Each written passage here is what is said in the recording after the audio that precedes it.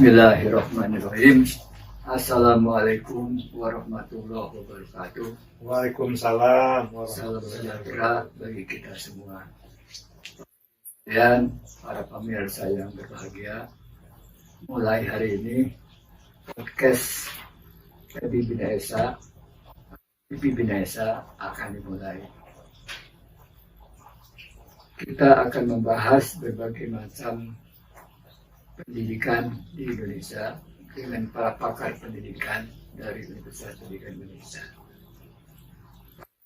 Ini kita akan berbincang dengan yang terhormat, ya, Bapak Profesor Din Wahyudin. Beliau adalah pakar pendidikan, ya. Kemudian juga pernah jadi ketua PPG, Insyaallah, dan sekarang jadi staf ahli di Kemendikbud, ya. Dan juga sebagai ketua umum HIPKIN, ya. Ya, Himpunan Pengembang Kurikulum Indonesia. Alhamdulillah. Ya. Nah, jadi tema dari diskusi ini adalah tentang masalah pendidikan.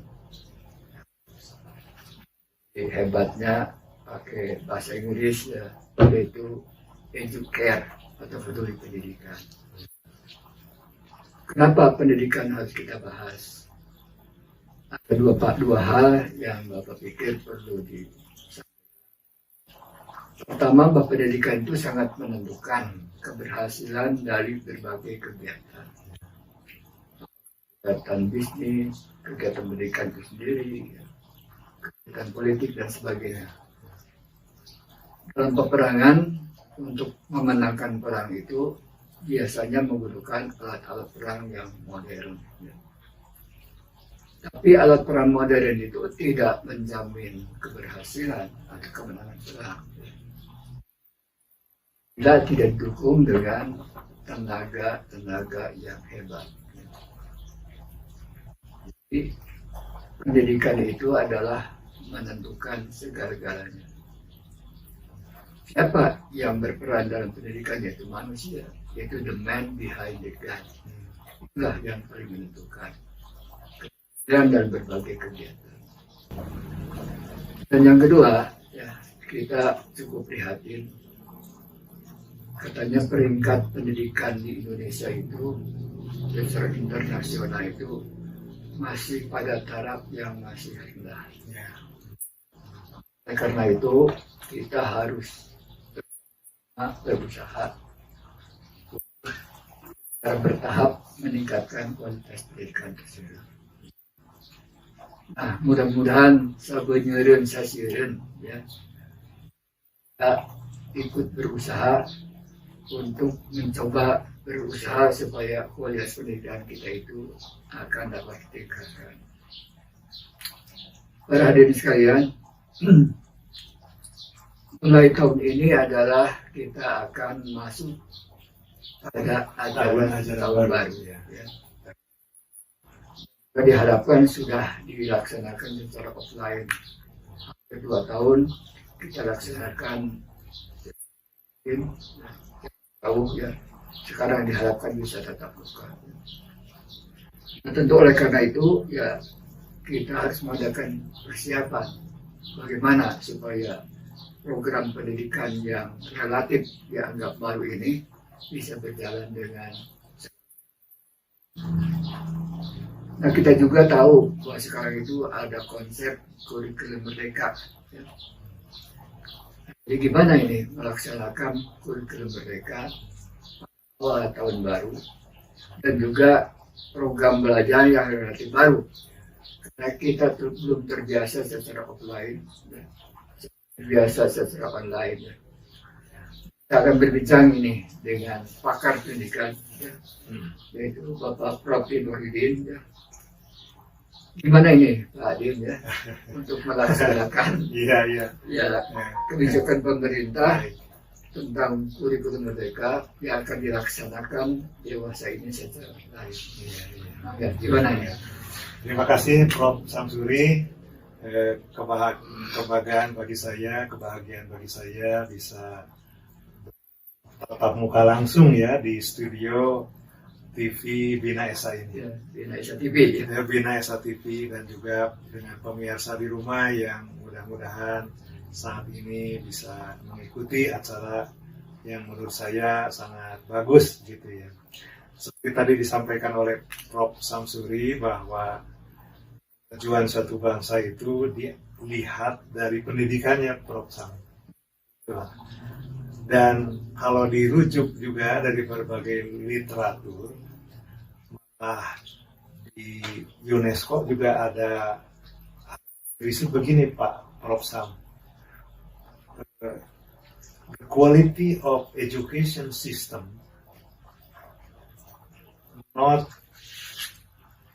pokoknya intinya tidak melebihi, not exceeded, gitu ya, tidak melebihi dari sistem pendidikan gurunya. Ya, ya, ya. Jadi kalau kita ingin sistem pendidikan itu maju, perbaiki pendidikan gurunya.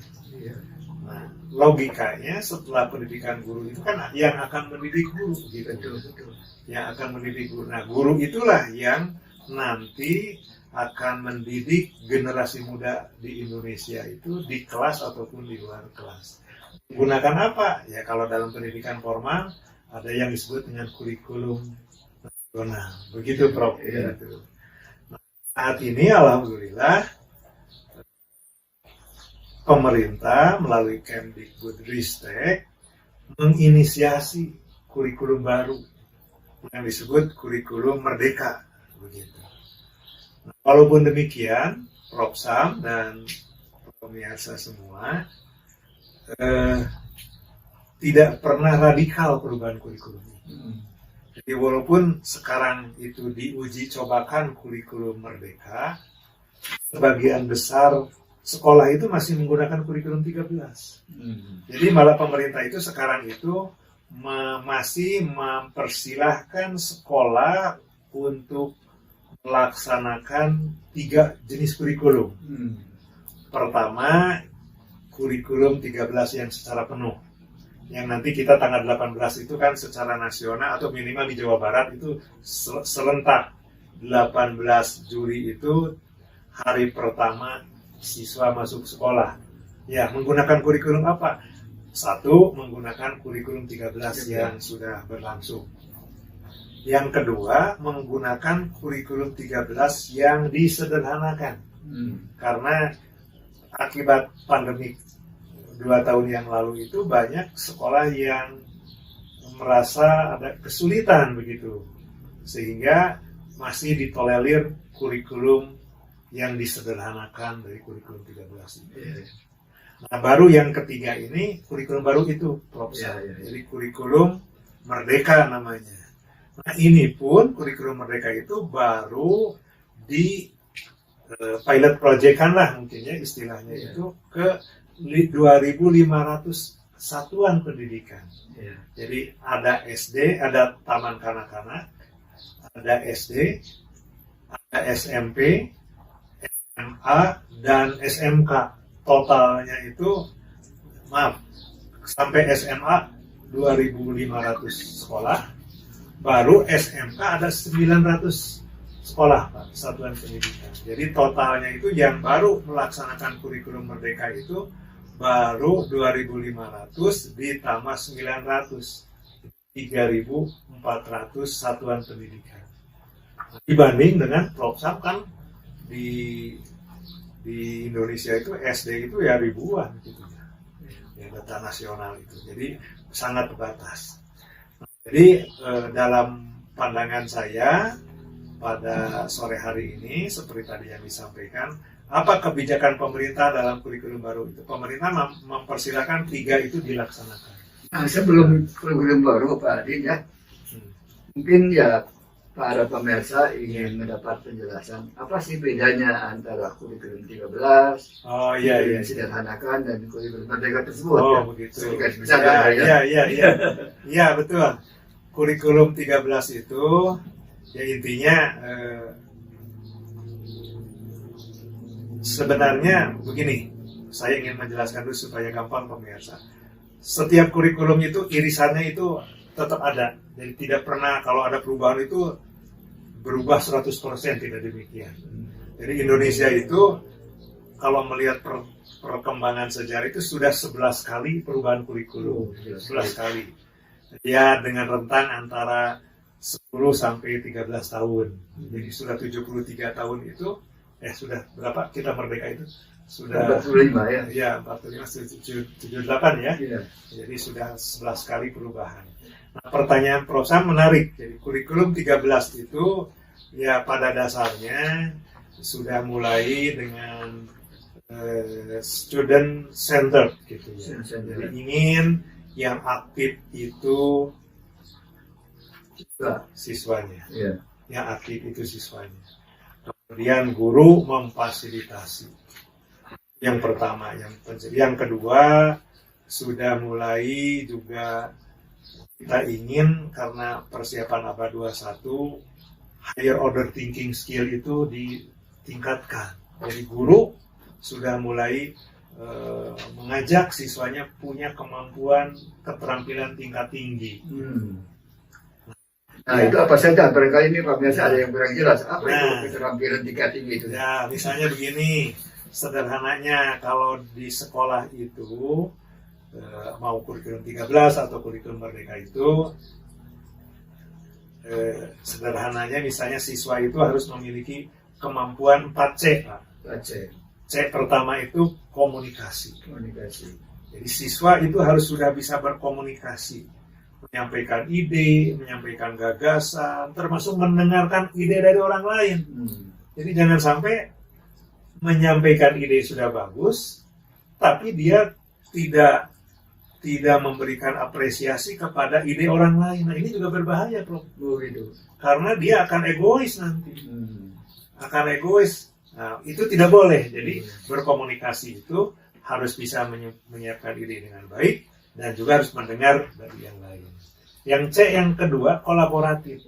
Jadi dua kurikulum itu, di 3 kurikulum itu sangat dianjurkan gitu ya. Jadi hampir sama juga. Nanti ada perbedaan. Sangat dianjurkan berkolaborasi.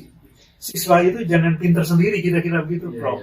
Jadi harus bisa bekerja sama dengan temannya dalam suatu proyek tertentu, program tertentu, sehingga ketika lulus itu dia juga tidak one man show, tidak hanya ingin unggul nyalira gitu, tapi ya maju bersama. Nah ketiga kreativitas. Jadi siswa kita ini harus kalau dimungkinkan memiliki kreativitas, ada daya kreasi. Selain memang kreativitas critical thinking, berpikir kritis. Ya, itu sebetulnya ya jangka usaha yang harus dilakukan secara terus-menerus oleh guru, oleh kepala sekolah, termasuk oleh orang tua. Nah, itu antara lain gitu ya. Nah, pembedaannya kalau kurikulum 13 yang disederhanakan ya tadi karena pandemik, topik-topiknya disederhanakan. Jadi yang 4C itu mungkin kadang-kadang disebut yang namanya soft skill gitu ya. Ya, itu bisa. Ada hard skill, ada soft skill. Karena pada dasarnya hidup itu sekarang soft skill itu sama pentingnya dengan hard skill. Kita secara kemampuan kognitif penting, tapi berkomunikasi soft skillnya rendah, tidak berempati dengan orang lain. Nah, itu juga tidak bagus. Bapak pernah membaca dalam suatu artikel katanya bahwa soft skill itu partisipasi dampak keberhasilan itu sampai 80%.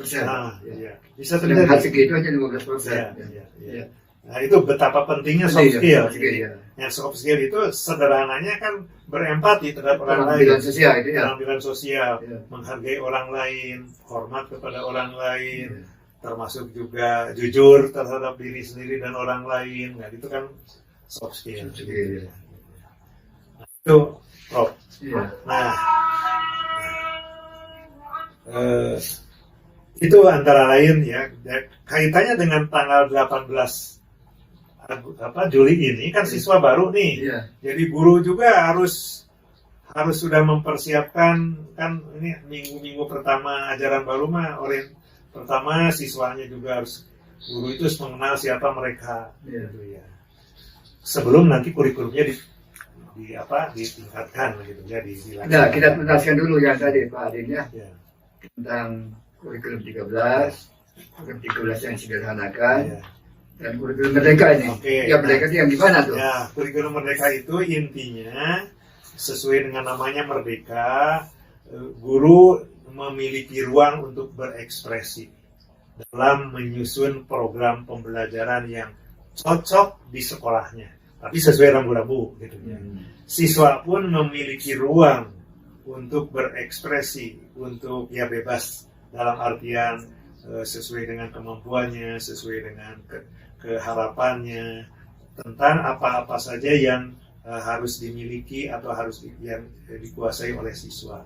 Nah, oleh sebab itu dalam struktur kurikulum merdeka itu sekarang itu pembeda yang paling nyata itu ada 75% kalau di SD ya, 75% untuk intrakurikuler ya, dan 25% penguatan proyek penguatan Pancasila.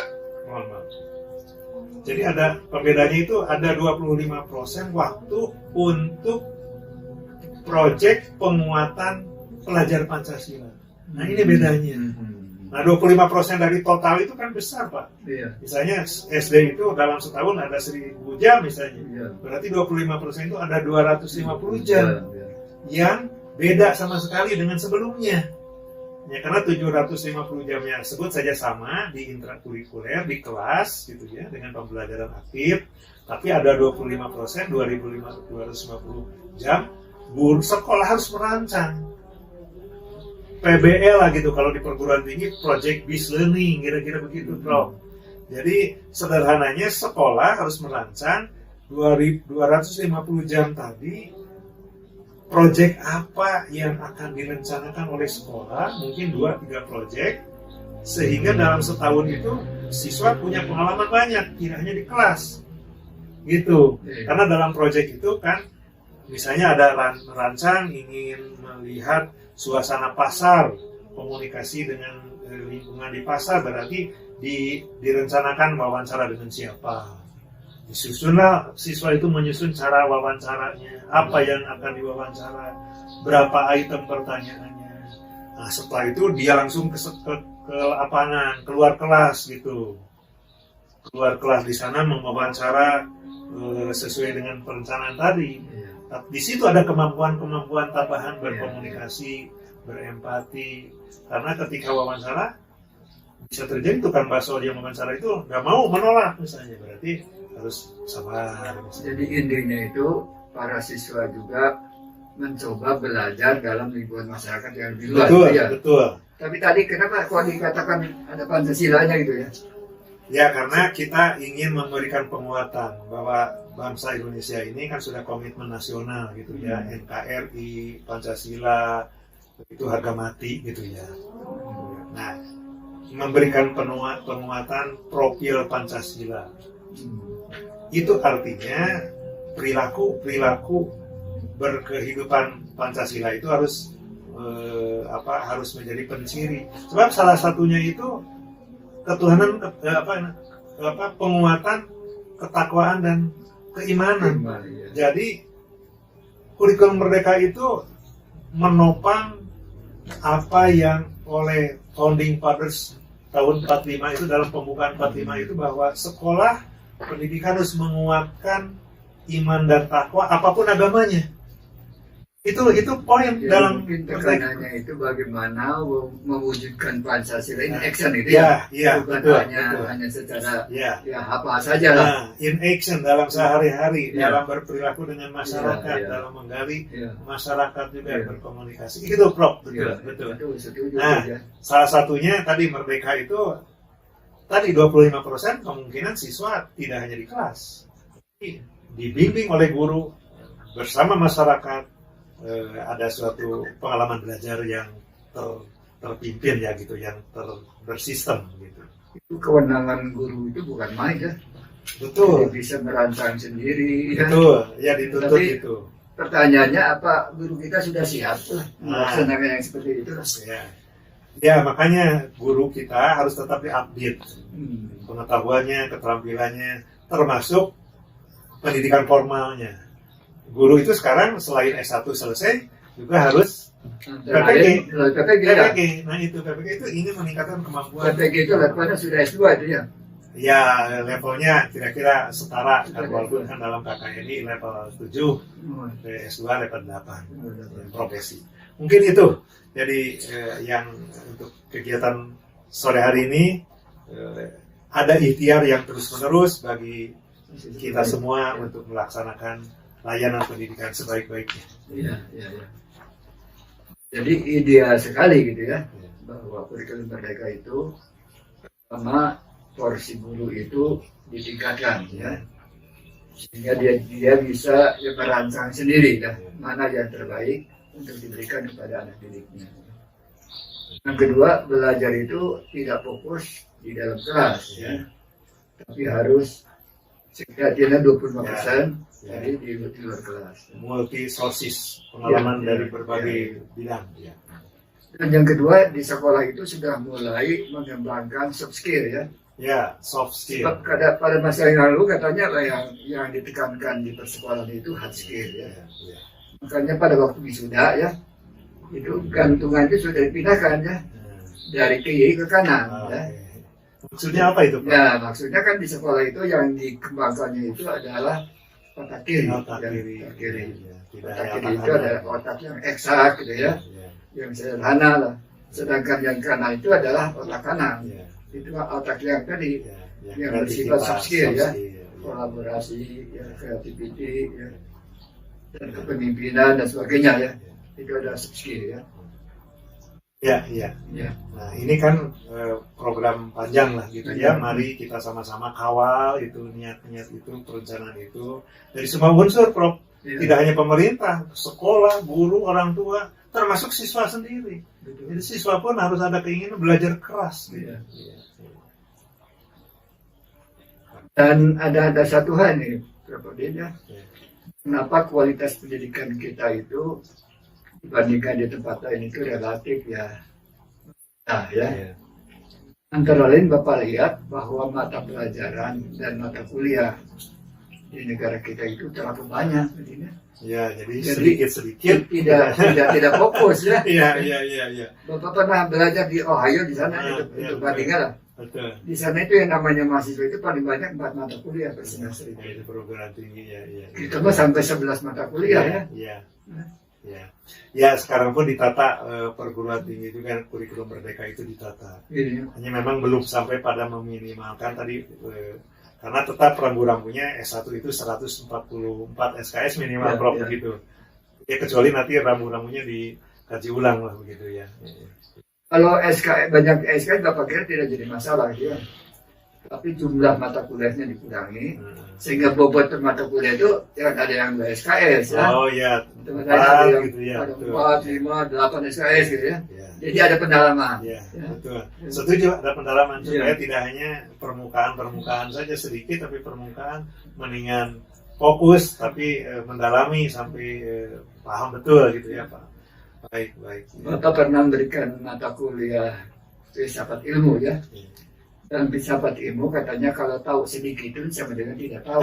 Iya, tahu itu aksi radikal ya. Jadi dalam kehidupan radikal itu bagus ya, sampai ke akar-akarnya. Sedikit itu sama dengan tidak tahu. Iya, sama dengan tidak tahu ya. Baik. Nah, jadi yang tahu sedikit itu dia itu tidak akan usul lah ya. Ya betul juga, filosofi itu betul. Karena dengan sedikit terus apalagi pura-pura tahu banyak malah bisa misleading, bisa salah itu analisisnya. Betul. Masyarakat bisa itu dibawa ke suasana yang kurang benar bisa terjadi. Iya. Nah, mungkin untuk hari ini kita cuma sekian aja lah para pemirsa sekalian ya. Jadi ini sebagai tahap awal kita bincang-bincang tentang pendidikan.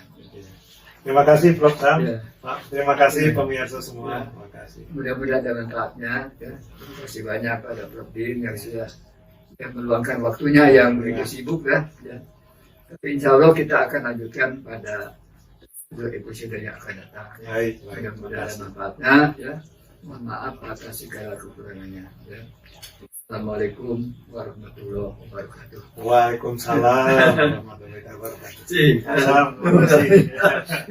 Terima kasih. Tinggal